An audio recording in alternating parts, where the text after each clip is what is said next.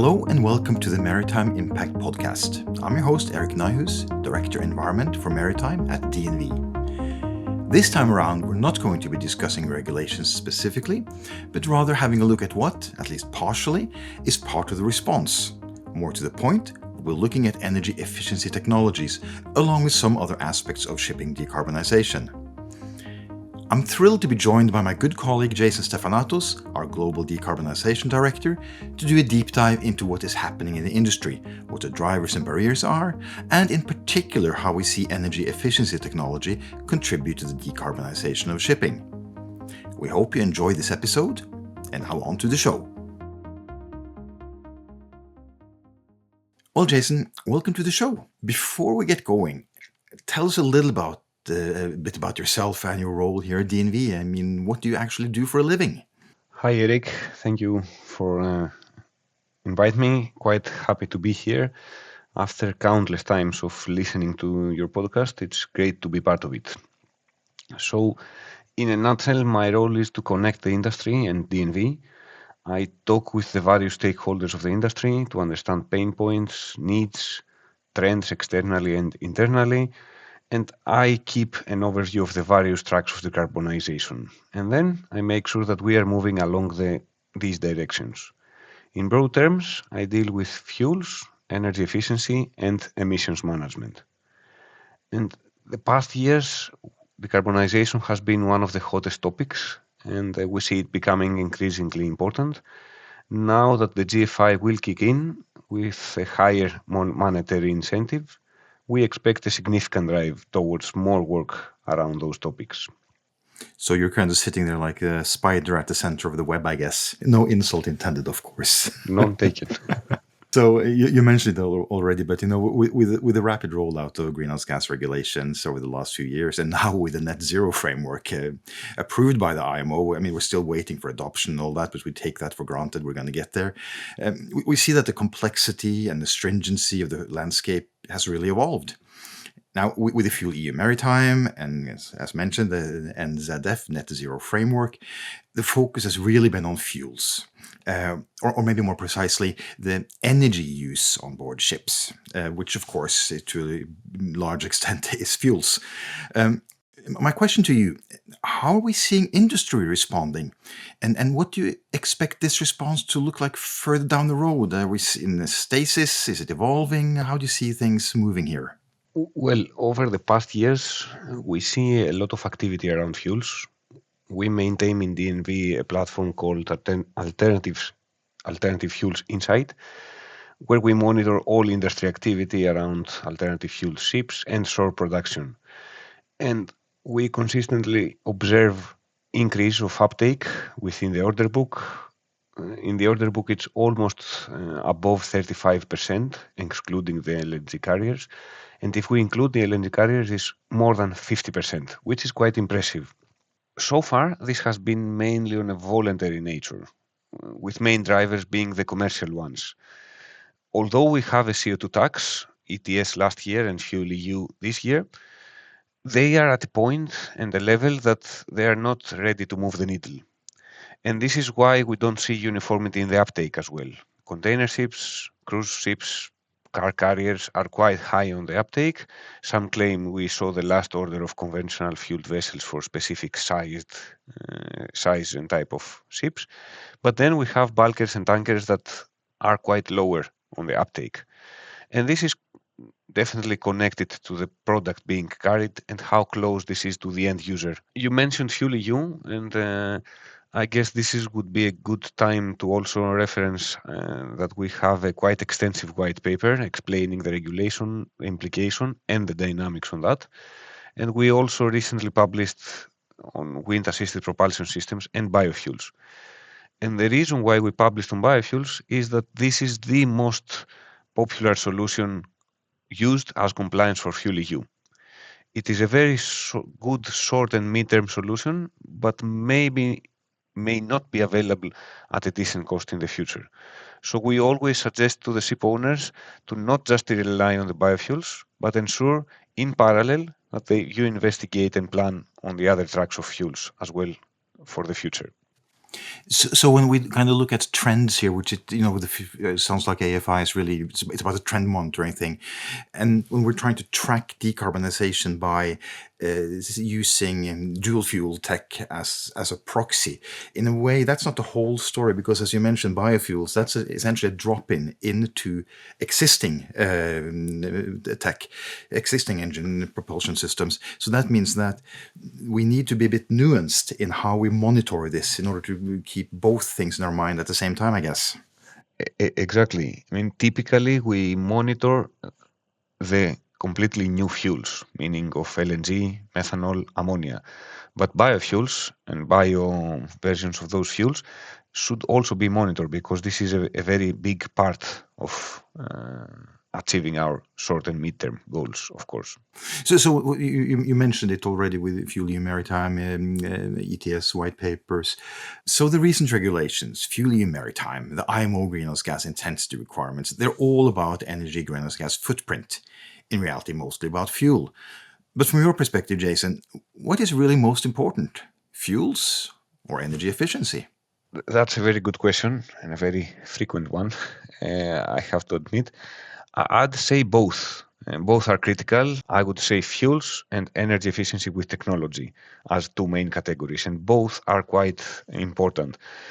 We don't see this as an either or question. We consider them to be both pieces of the same decarbonization puzzle. And of course, fuels will play a major, if you allow me, the most critical role to achieving our goals. But at the same time, we need energy efficiency and technology to improve. And we see energy efficiency as a great enabler of zero or near zero carbon fuels. Why? For two main reasons. First, because we see the energy efficiency as a great helper of the industry to find those fuels. We know that the availability of the fuels will be a challenge, and energy efficiency can reduce the consumption. So that means that if we apply energy efficiency quite widely, then global green fuel supply will drop, and it will be easier for the shipping industry to find that fuel. And from a recent study, we saw that there is a 16% of potential improvement on energy efficiency. Now, beyond that, the second reason why energy efficiency can help with fuels is that it can help reduce the costs. Taking a vessel that sails from Brazil to Europe, burning 600 tons per voyage today, this would cost 300,000 US dollars.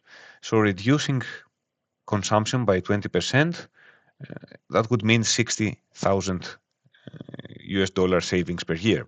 And in the future, we may debate countless hours what the fuel of the future will be, but I think most of the experts agree on the fact that the fuel of the future will be more expensive.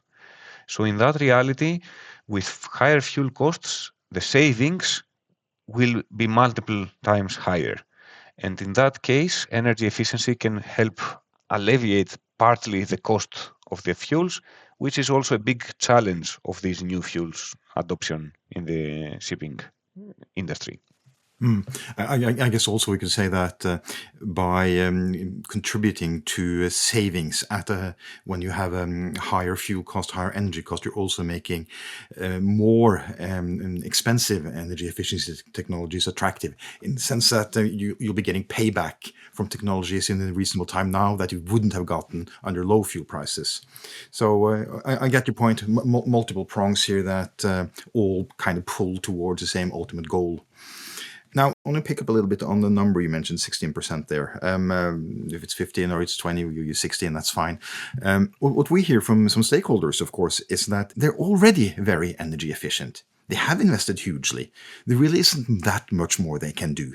But on the other hand, we state that globally, there is a heck of a lot more that can be done. Now, is this a real divergence of views? Is it just that the perspectives are different? How do you interpret that? Well, 16%, as you said, it's not a figure to carve in stone. This comes from our recent maritime forecast study that takes a lot of assumptions into account, and it is an estimation based on that timestamp. Of course, the number will vary and will vary as we progress and have more and more information around the global fleet and more uptake, but it is a fact that we see low uptake of energy efficiency. So the main concept of having this number is to show that still we have a lot of potential. And as you said, it is a bit contradicting because at the same time we see a lot of activity around energy efficiency, maybe the highest activity we have seen in the past. This is contradictory, but if we deep dive, it may make sense. So for new buildings, the new designs are very efficient. You see energy efficiency uptake has been increasing significantly over the years. Even if you compare 10 years ago, the vessel design is totally different and the energy efficiency is quite higher. However, if we go to the existing fleet, then retrofitting is quite more complex for both technical and commercial reasons. And with more complex processes and installations, the costs and therefore the returns on investments are higher. To add on that, we also have the challenges with yard availability that can be problematic sometimes.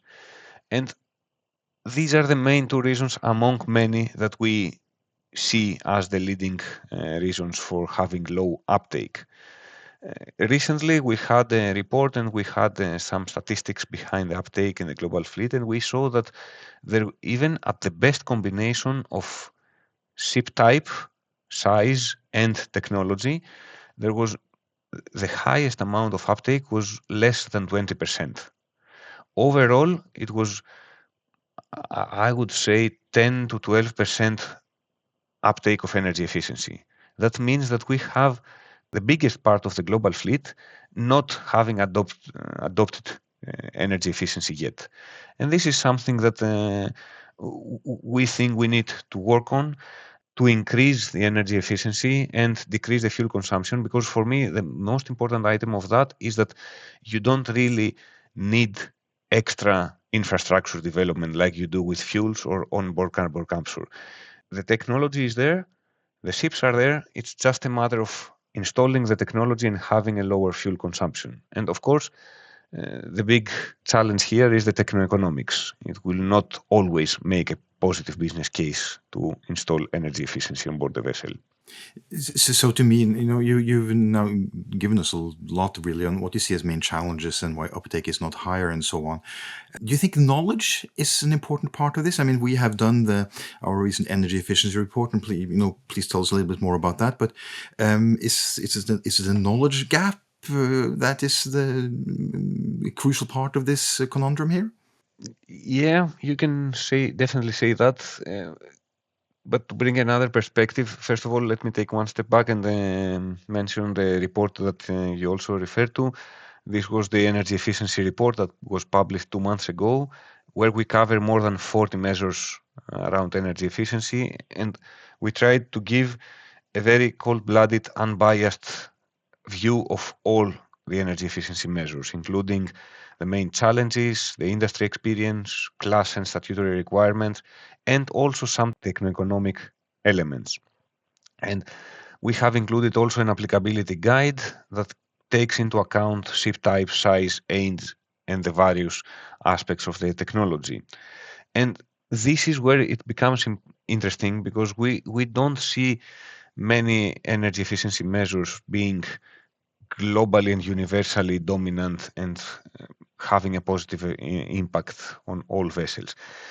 When it comes to low uptake, we see that each business case, each case is different. And of course, we always need to have a positive business case, but this can vary for all the various reasons that I mentioned earlier and the parameters. And this is where the main challenge of the uptake lies. But there is also another thing that we see. Today, we see a great abundance of innovation around energy efficiency and new technologies. I think it is safe to say that every maker able to develop, produce, and sell energy efficiency device is doing so. And this is great. We have a surge of development, we have new solutions, we have more solutions to work on, but at the same time, it creates a gap or a need.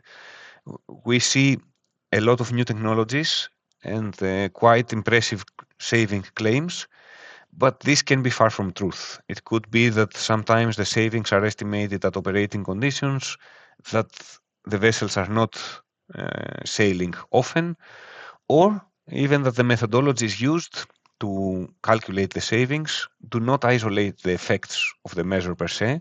So we see a totally different picture than what we would expect to see. So you're really talking about a credibility gap here, and a need for trustworthy data, I guess, not just the glossy advertising pictures, but really what is the actual hardcore, granular, real life performance that you really are looking for when you're looking for the business case. Exactly, exactly that. So this is why I was skeptical about using the term knowledge, because the theoretical knowledge is there, but what we lack is good quality data that can make it hard, that today is not allowing us to have trust in the data and the business case. So we see that ship owners and decision makers are quite challenged to trust the claims. And on the other side, when we speak with makers, they also are struggling to convince their customers to implement the products. So, what can we do to break this conundrum? Essentially, to start accurate measurements and use science-based methodologies to quantify the effects of the measures in real-world operations, not just theoretical savings, but what can this specific vessel really get from this technology. And the more we do it, the more we will build trust and confidence in the performance of each technology. And having that trust and knowledge can make decision making much easier, as the stakeholders will have more accurate business cases. It sounds like you're talking about building a database essentially of real life performance. Exactly, and this will be based on good quality data and proper methodologies. And these are the quintessential elements of building this database that you mentioned, the knowledge and the database. And this is why we have been working in DNV for the past 3 years. We have extensively working on identifying this, and we have published 3 recommended practices. One is on the Vessel Technical Index, the VTI, which assesses the whole ship. And then we are also working now on wind assisted propulsion system and ALS and more technologies in the future. ALS is air lubrication systems, right? Exactly. Yeah. Thank you for that. And by doing this, DNV helps to build this trust in the industry, around energy efficiency, and make sure that we have the adequate tools and the proper knowledge in order to make sure that we can accurately assess the various technologies. It sounds like that requires a lot of data collection, of course, and a lot of advanced processing. And it's not just measuring speed, fuel consumption, power curves based on the Noon report. We did talk about the Vessel Technical Index a couple of years back, I think, but that was early days, and we've progressed a lot since then. I think we will leave that one for now, Jason, because I have another thing I want to raise before we wrap up. And that's really the point that's been talked about, well, maybe forever. It's that issue of the split incentives. In other words, those investing in energy efficiency measures are not reaping the financial benefits of those same investments due to contract structures and so on. Is this changing? Do you see this evolving in some way? And also up the same alley, will the increase in fuel costs and non-compliance costs, increasingly driven by regulations, will that somehow also contribute to changing the incentive structure here? Are we seeing greater collaboration, or are people hunkering down in their own silos? How do you see this? Yeah, I think this is spot on what we see in the industry, and this is very much connected to what we were discussing just now. We touched on the technical aspect of how to assess the technologies and how to find the trust in the positive business case. But the issue at hand, as you very correctly, accurately described it, is that even if we have studied the technology and we have a positive business case, we face this issue of one stakeholder paying the investment and another stakeholder is reaping the benefits of it. And this is a tough nut to crack. Many stakeholders on the industry work around that, many organizations, of in essence of changing the way that we do commercial agreements. But as you may understand, this is quite challenging, especially because these agreements are not only talking about this one item. They have so many items being covered that this one item will be challenging to change. But the way we see it is that we feel that if we have enough solid cases, then they can be used for a paradigm shift to make this happen. The basis of that, of course, is an unbiased and trustworthy way to calculate these savings. This is the main prerequisite before we start talking about having different commercial agreements. And this is where we see that the Vessel Technical Index, the VTI that we mentioned earlier, can be a very good match. And we have already started doing some pilots in the industry to see how to make this happen in real operations. So in reality, we're talking about here about good technical knowledge, incentivizing a structural shift when it comes to the way contracts are put together. Exactly. Okay, that sounds hopeful, to be honest. How do you see next steps for a ship owner now? I mean, the regulatory landscape is changing, technology is changing, knowledge is improving, stuff is getting more expensive. And let's leave aside the geopolitics of the whole thing for now. But in simple terms, when it comes to these technologies and options, what should a ship owner be doing? Well, I think this is one of the most challenging periods to be the decision maker from a ship owning side, mainly due to all this uncertainty, as you mentioned. But when there is uncertainty, one thing we can do is to try and minimize the assumptions and increase the amount of facts that we get. So this is why we see energy efficiency becoming more and more interesting, because it is something that is there today, and you can assess with a few amount of assumptions and more facts, and then you can start acting today on your own without waiting for other stakeholders. And what we would suggest is that first of all, make sure that you investigate all the technologies. We have operational measures that are typically require no to minimal investment, but of course some of them are not within the decision making of the ship owner.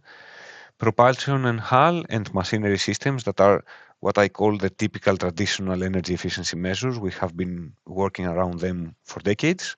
And then we have the more exotic ones, which we call energy consumers and energy harvesting, like batteries, wind, solar, and all these technologies that gradually start to show face in our industry. But when it comes to technologies, the industry has tremendous experience, but as discussed, we have a lot of emerging technologies and we need to have proper assessment. And then once the technologies are known, the owners need to start the fleet planning. So in DNV, we see three major steps behind the planning. We see first, a ship owner needs to define the greenhouse gas trajectory and the goals to understand where we are going as a fleet. Then assess the pathways and see how to meet the trajectory and the goals, and then develop a fleet decarbonization strategy and plan. One key element here that I always stress is the fact that attention should be paid on the monitoring and the implementation of the plan, because it is very often that we see companies going for the planning, they define the targets, they find the solutions, they assess the solution for each vessel, but then when it comes to implementing, the energy manager leaves the company or some hiccup with the production comes along, and then it is forgotten and it is not actually being implemented. So we need to always stress the fact that we need proper monitoring. And last but not least is data quality. We talked many times about uncertainty already today. So the most solid action we can take towards reducing uncertainty in the industry is getting more knowledge through data. And to do it, we need to have proper quality of data. To have this quality of data, we need to have proper data acquisition systems on board. We saw a big paradigm shift on the industry when MRV came in 2017, and we now see the first steps of a second big transition of the industry towards more advanced data collection systems on board. Yeah, I mean, all of this comes at a cost, of course, and both also in not only investment costs, but also crew training costs and so on. But again, as we touched on, with increasing operational costs, driven by regulations, partly at least, those technologies may, of course, become also more interesting from a pure commercial point of view. So hopefully we can get into a space where we actually see a better quality data. Lots of food for thought here, Jason. I'm happy to see that not only have we pushed out our white papers on energy efficiency, but also other ones already mentioned, fuel maritime, biofuels, wind-assisted propulsion was mentioned. Any other upcoming or previous publications you want to highlight? I mean, we do have a maritime forecast on an annual cycle, of course. As a kind of final comment from your side, what can we expect to see hitting the publication pipeline? Exactly, we have maritime forecast as always in September, and we have quite an ambitious plan for the upcoming months, tackling both fuels and technology.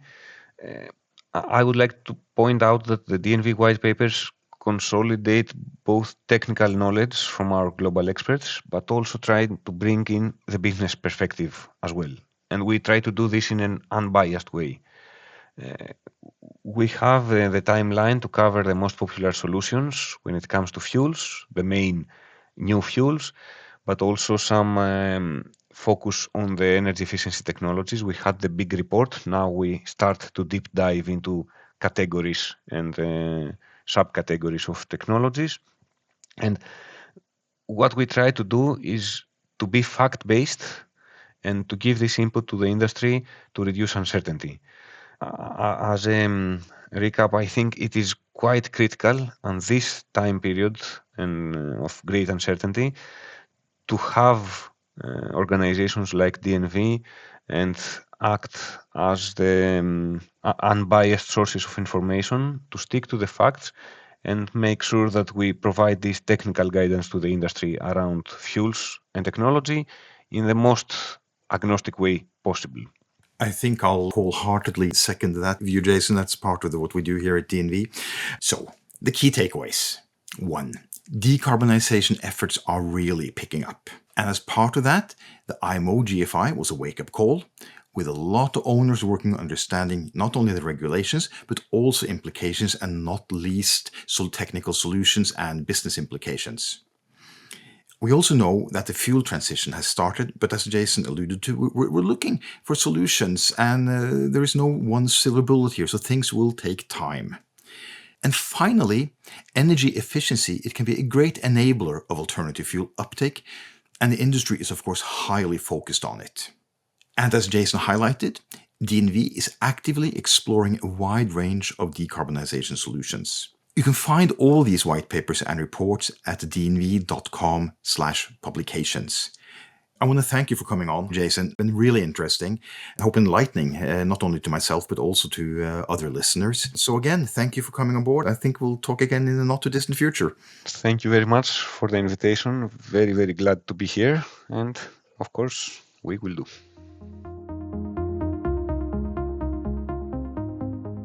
You've been listening to the Maritime Impact podcast from DNV with me, Eirik Nyhus. I've been discussing energy efficiency technologies, along with other parts of the shipping decarbonization puzzle, with DNV's Global Decarbonization Director, Jason Stefanatos. Later this season, we'll revisit the EU and we'll have a closer look at what the UK is planning for their ETS. If you enjoyed this episode, please don't forget to give us a rating or review. Thank you for listening.